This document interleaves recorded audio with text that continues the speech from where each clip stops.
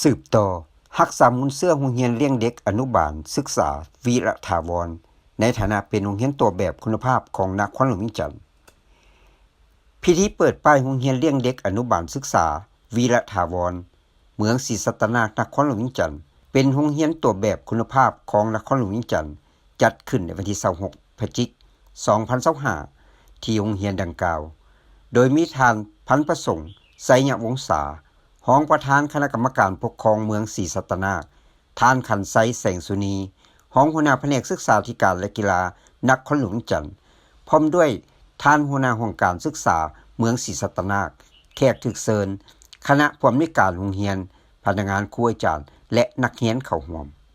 โอกาสนี้ท่านนางนิรวรรณวีระถาวรผู้อำนวยการโรงเรียนวีระถาวรได้รายงานให้รู้ว่ามื้อนี้ถือว่าเป็นโอกาสดีที่เฮาได้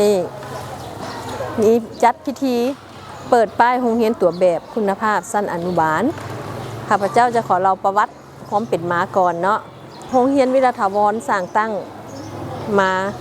ตั้งแต่วันที่1เดือน9ปี2005วิทย์เป็นใช้ชื่อโรงเรียนนิรดาจอมเพชรจนมาถึงศกเรียน2000จนมาถึงวันที่15เดือน9ปี2020ได้มาเปลี่ยนชื่อเป็นโรงเลี้ยงเด็กโรงเรียนอนุบาลโรงเรียนประถมสมบูรณ์และมัธยมสมบูรณ์วิระถาวรเป็นต้นมาผ่านการจะตั้งการเรียนการสอนจนมาถึงปัจจุบันแม่นครบรอบ20ปีในระยะการจะตั้งการเรียนการสอนเนาะผ่านมาโรงเรียนเฮาแม่นได้รับโรงเรียนเขียวสะอาดสภาพแวดล้อมดีโรงเรียนปลอดสิ่งเสพติด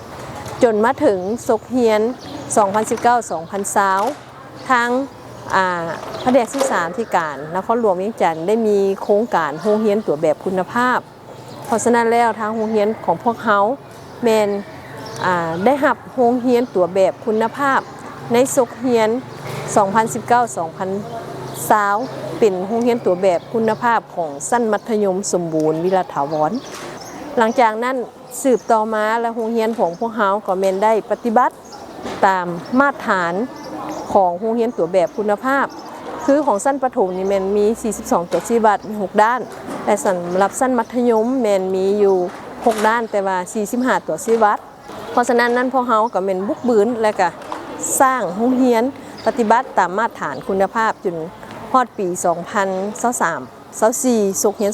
2023-24แม่นพวกเฮาได้รับนามยศโรงเรียนตัวแบบคุณภาพของชั้นมัธยมตั้งแต่วันนั้นถึงวันนี้เนาะพวกเฮาก็มาดำเนินต่อของชั้นอนุบาล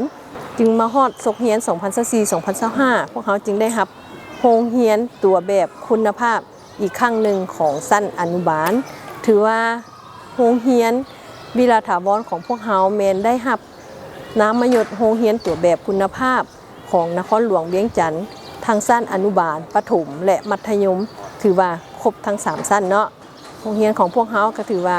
เป็นโรงเรียนที่มีมาตรฐานคุณภาพเนาะและเป็นที่ยอมรับของผู้ปกครองเสมอมาเนาะเพราะว่าโรงเรียนพวกเฮาแม่นเน้น1คุณสมบัติการเรียนการสอนโดยเฉพาะเป็นวิชาเฉพาะและแม่นพวกเฮาสามารถได้นักเรียนเก่งระดับชาตินักเรียนเก่งแบบประกาศแดงเป็น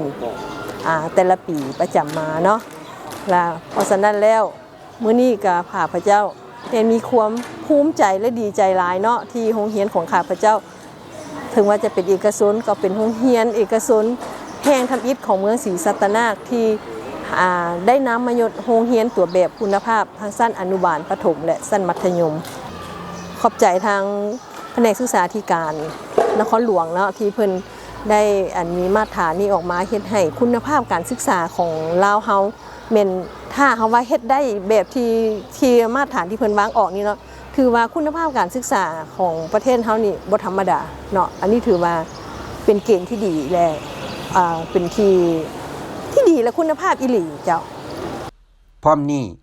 ท่านผู้อำนวยการโรงเรียนวีระถาวรยังได้กล่าวเน้นจะสืบต่อรักษามูลเสื้อของโรงเรียนตัวแบบคุณภาพรักษามาตรฐานพร้อมกับการสืบต่อพัฒนารอบด้านเพื่อให้โรงเรียนเทียบเท่ากับภาคพื้นและสากล